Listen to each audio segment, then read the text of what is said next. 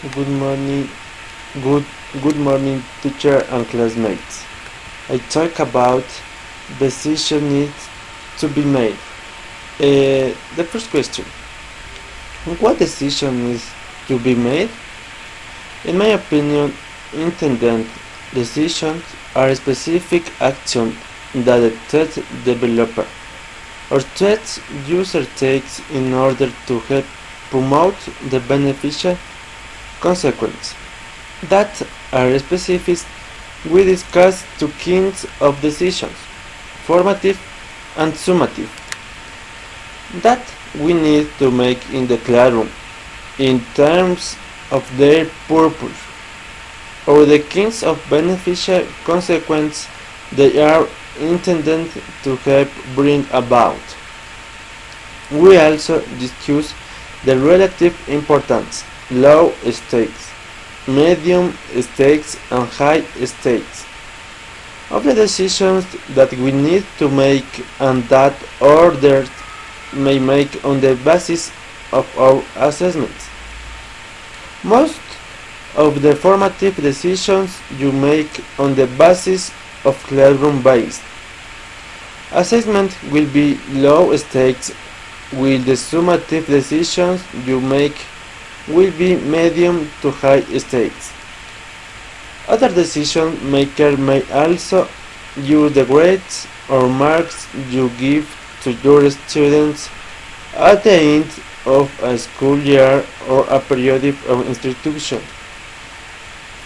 At secondary school, to make high stakes decisions about university entrance or employment, because these decisions may be intended for different purposes and be at different levels of importance. It's essential that you specify both the intended purpose and the relative importance of decisions that will be made on the basis of the information from the assessment. We will note that it's sometimes possible to use a single assessment for both low stakes formative decision and for medium to high stakes summative decision. Second question: who will be affected by this decision? These intended stakeholders will always include ourselves as test developer, user and our students as test takers. In addition, the intended stakeholders may include our fellow teachers, school administrators and various levels, parents, guardians, university, government officials, potential employers, and the general public.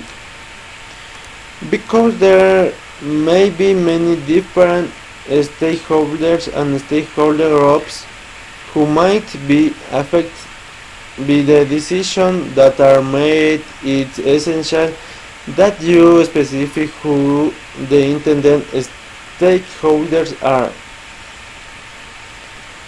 Three questions: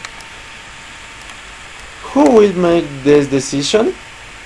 Depending on the purpose of the intended decisions, different individuals will be responsible for making them.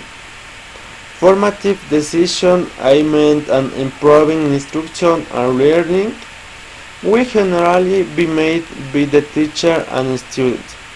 The teachers will make decisions, for example, about changing the kinds of instructional text present to students, changing the amount of time or emphasis to be placed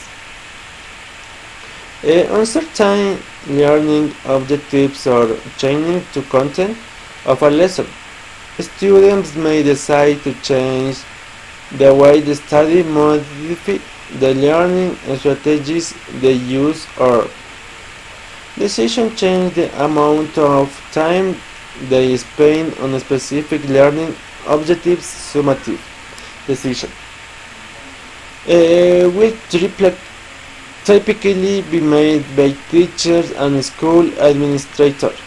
In high stakes settings, the decision may be made by a state department of education or Ministry of Education, an admission officer, an university, or an employer, because different kinds of decisions may be made by different individuals.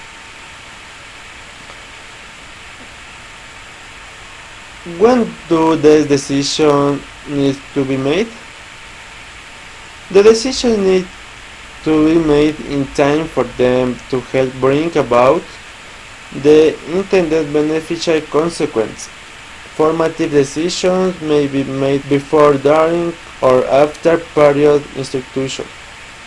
This may typically range from a lesson or unit of instruction to semester or school term, or to an entire year-long course. Since the decisions are aimed at improving instruction and learning, they need to be made in time to achieve this purpose. Thus, if a teacher wants to improve his teaching, the decision about modifying learning takes changing the amount of time spent on learning objectives. Course content needs to be made in time for him to implement this in his instruction.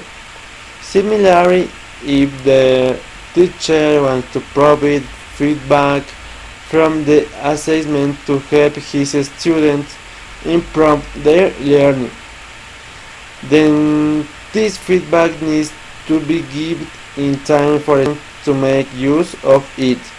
Summative decisions that are made after a period of instruction are typically aimed at helping bring about future beneficial consequences for stakeholders. Last question. What are the qualities of the intended decision? Two qualities. First, values sensitivity is the degree to which the use of an assessment and the decisions that are made take into consideration existing educational and societal values and relevant laws, rules, and regulations. In considering value sensitivity, you need to ask, what values and regulations do I need to consider when making the decision? For example, are these decisions consistent with my own values as a teacher? Are these decisions consistent with the values of the test taken by students? Are these decisions consistent with the educational values, rules, and regulations of my school? And equitability is the degree to which different test takers who are at equivalent levels on the ability to be iced have equivalent chance of being classified into the same group. Equability is a concern primarily in summative decisions, when decisions will be asked to classify test takers into different groups, such a class at different levels of ability progress and not progress, pass and not pass, certificate and not certificate. For assessment that will be asked to classify students into groups, the test developer user will need to specify one or more cut scores. for making the classification decision. A good score is the score grade or make on the assessment that used a base for classifying students into different groups such as pass and not pass. In considering equality, you need to do the following. Careful set the code score for classifying test takers and inform all stakeholders about the code scores and how they were set. Thank you, teacher.